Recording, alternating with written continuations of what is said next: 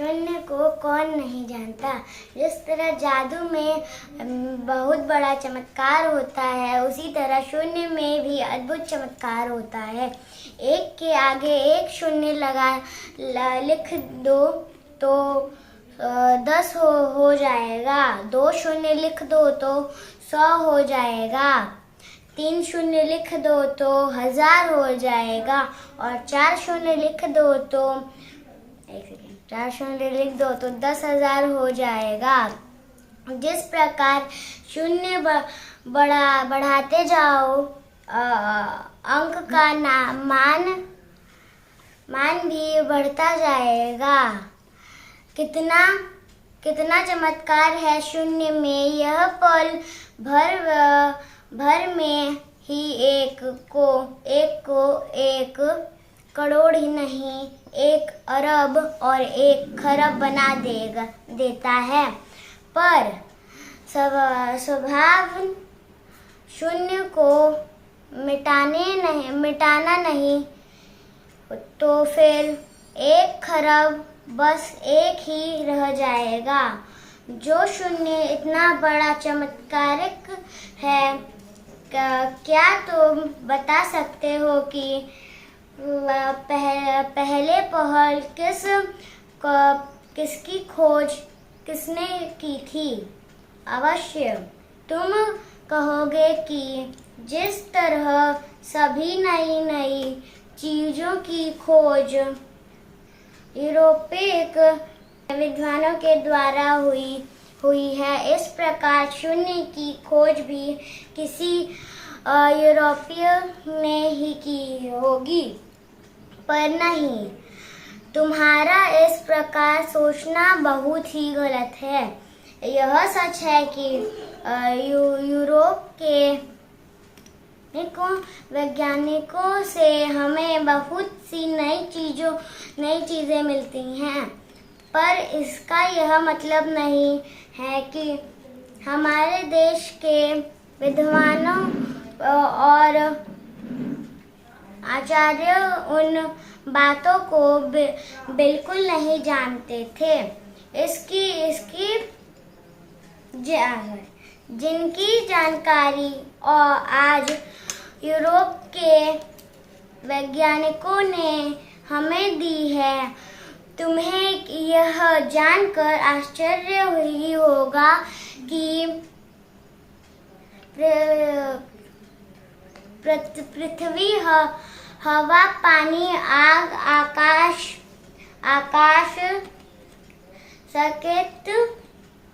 संख्या, चिकित्सा और शरीर से संबंध रखने वाले कई ऐसे विषय हैं जिनमें हमारे देश के लोगों ने बहुत उन्नति की थी। दुख की बात तो यह है कि हमारी गुलामी की भावना के कारण उनकी उन्नति की कहानी धुंधली पड़कर मिटती जा रही है। हम जहाँ यूरोप के वैज्ञानिकों की बात पर बड़ी गहराई से साथ सोच विचार करते हैं, वहाँ इस बात को कभी सोचते तक नहीं है कि हमारे देश के पुराने वैज्ञानिकों के द्वारा भी कुछ कार्य किया गया है या नहीं।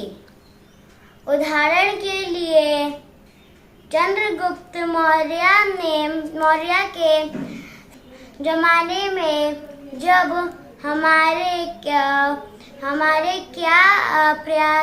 प्राज की सुविधा के लिए जगह अस्पताल खुल गए थे, उस समय इंग्लैंड का पूर्ण रूप से विकास भी नहीं हुआ था। तुम्हें यह जानकर अधिक आश्चर्य होगी कि प्राचीन काल में हमारे देश के वैज्ञानिकों ने गणित शास्त्र में बहुत अधिक उन्नति की थी। आज संसार में गणित की इतनी क्रियाएं प्रचलित है, उनमें से अधिकांश का जन्म पहले पहल हमारे देश में ही हुआ था। एक से लेकर 0 तक लिखने की हमारे देश के ही वैज्ञानिकों की देन है। इस अंकों के द्वारा हम चाहे जितनी संख्या लिख सकते हैं। इसकी भी खोज पहल हमारे देश के वैज्ञानिकों ने ही की थी। पर क्या हम तुम देश के उन वैज्ञानिकों के संबंध में कुछ जानते हैं? बिल्कुल नहीं जानते, क्योंकि हम लोगों ने तो यह धारणा बना ली है कि हमारे पास जो कुछ है वह हमारे यूरोप से ही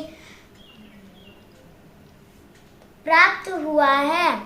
तुम्हें यह जानकर आश्चर्य होगा कि 0 की खोज हमारे देश की ही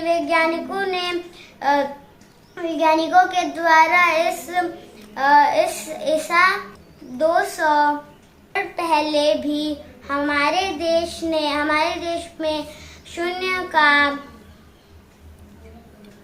प्रचलन था। संस्कृत के एक बहुत बड़े विद्वान हो चुके हैं। उनका नाम पेंगल था।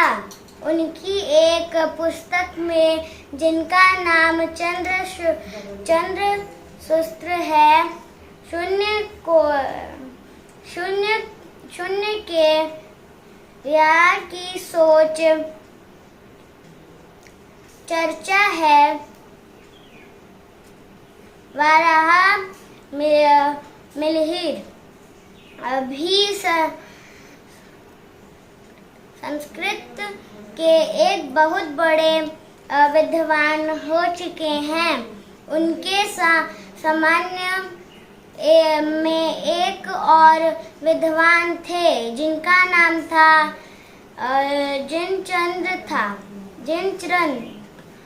उनकी पुस्तक गणित रचनावली से पता चलता है कि अति प्राचीन काल में भी भारतीय गणित 0 का प्रयोग करते हैं।